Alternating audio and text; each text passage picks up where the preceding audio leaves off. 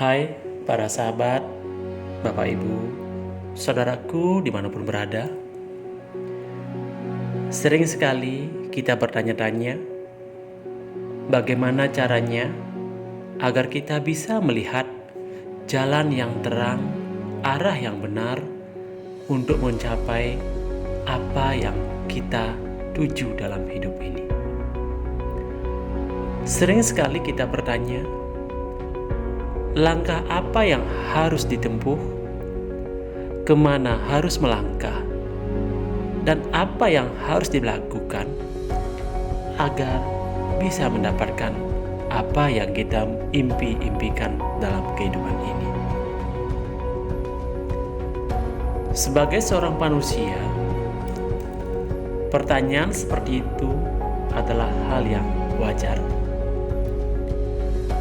Namun, hanya sedikit manusia yang mampu menyikapi dan menjawab persoalan hidup yang sering kita alami, yaitu persoalan menuju jalan terang. Nah, sahabat sekalian, ketika kita menjalani kehidupan di dunia ini, tidak jarang kita terlalu terfokus pada hal-hal yang tidak semestinya kita pikirkan. Kita terlalu sering memikirkan sesuatu atau sisi negatif dari setiap langkah yang mau kita tempuh. Padahal hal itu belum tentu akan terjadi.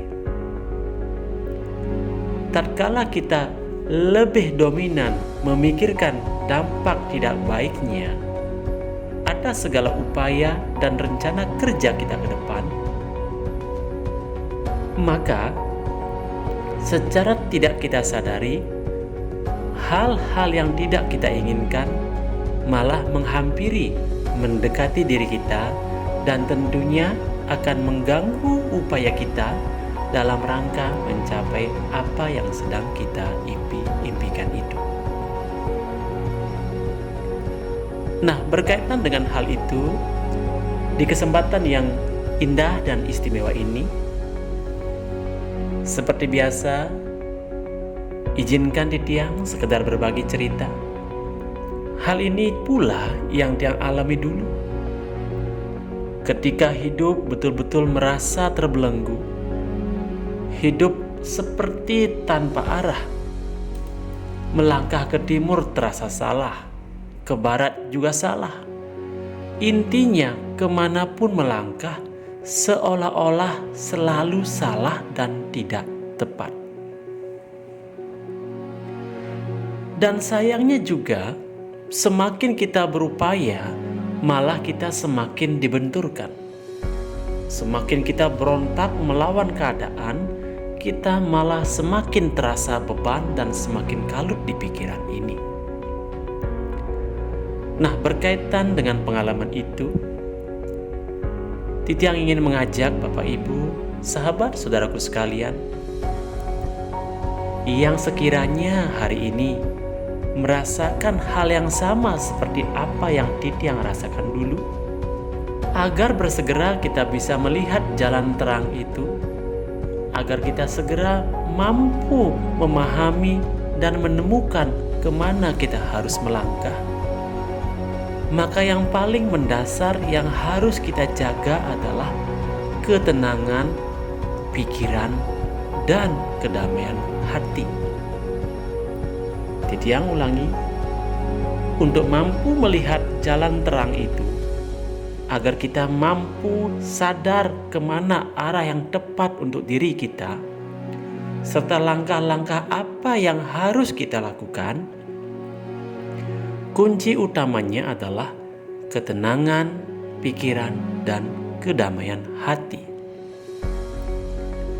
Ketika Titiang berucap seperti ini, mungkin ada yang protes. Bagaimana bisa tenang berpikir? Bagaimana bisa hati merasa damai ketika harapan dan tujuan yang dicari selalu dibenturkan? Nah, sahabat, saudaraku yang diberkati Tuhan, itulah ujiannya. Tatkala kita dalam kondisi yang tidak mengenakan, untuk bisa mendapatkan ketenangan dan kedamaian hati memang betul-betul sangat menantang. Namun sahabat sekalian tidak perlu berkecil hati, sebab untuk mendapatkan ketenangan dan kedamaian hati, saudaraku sekalian bisa mendapatkannya dengan cara melakukan yoga ataupun meditasi ringan di setiap hari.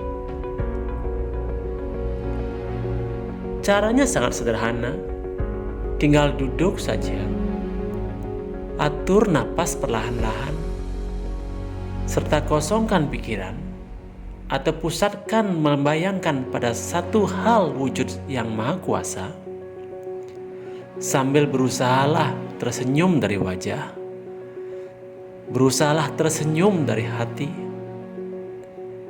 Maka dengan sikap dan langkah itu, perlahan-lahan sahabatku, Bapak Ibu sekalian, akan mulai mendapatkan rasa tenang dan damai di jiwanya. Nah, ketika sudah mampu mendapatkan ketenangan di pikiran dan kedamaian di hati, tidak dicari pun jalan terang itu, arah yang tepat, langkah-langkah yang benar, pasti akan Bapak Ibu lihat. Jadi kata kunci yang utama untuk mendapatkan jalan yang terang, arah yang tepat, serta langkah yang benar, kita, Bapak Ibu sekalian, harus benar-benar bisa menenangkan pikiran dan mendamaikan hati. Kita hidup di zaman yang serba cepat seperti sekarang ini, dan di zaman yang mana hal-hal duniawi sangat mendominasi. Tentunya kita harus mampu melawan zaman ini dengan lebih banyak hening dan mendamaikan diri. Melawan di sini bukan berarti kita menentang keadaan yang sekarang, tetapi kita berusaha untuk hidup lebih tenang, lebih damai di dalam hiruk-pikuk keramaian dunia ini. Tatkala hal itu, sahabat, Bapak Ibu, saudaraku sekalian bisa dapatkan, maka percayalah, jalan terang, langkah yang benar, upaya yang tepat itu akan sangat terlihat dengan sangat jelas. Bahkan tanpa kita sadari, selama ini kita banyak mengeluarkan rezeki, atau dalam kata lain, selama ini kita sering merasa boros. Sepertinya rezekinya tiba-tiba menguap, sedikit-sedikit ada pengeluaran. Itu sebenarnya sinyal pertanda alam semesta bahwa kita sedang dalam kondisi yang tidak tenang, dalam kondisi yang tidak damai. Karena pada prinsipnya rezeki itu akan betah diam lama-lama bersama kita tatkala kita sudah menjadi insan dengan pemikiran yang tenang dan hati yang damai. Sering kita melihat dalam kehidupan sehari-hari, kenapa ada orang yang rezekinya awet? Kenapa ada orang yang rezekinya begitu cepat menguap? Setelah direnungkan dengan sangat mendalam, rupa-rupanya ketenangan pikiran dan kedamaian hatilah yang menjadi kunci utama atas keberkahan rezeki itu. Nah, sahabat, Bapak Ibu sekalian, mari kita bersama-sama belajar lebih menenangkan pikiran, lebih mendamaikan hati, karena hanya dengan cara itu kita akan selalu berada di frekuensi yang tinggi. Inggih semeton titiang, sekiranya untuk hari ini titiang cukupkan dumun sampai di sini. Mohon maaf jika ada salah kata, salah ucap, ataupun kata-kata titiang yang menyinggung hati saudara titiang sekalian.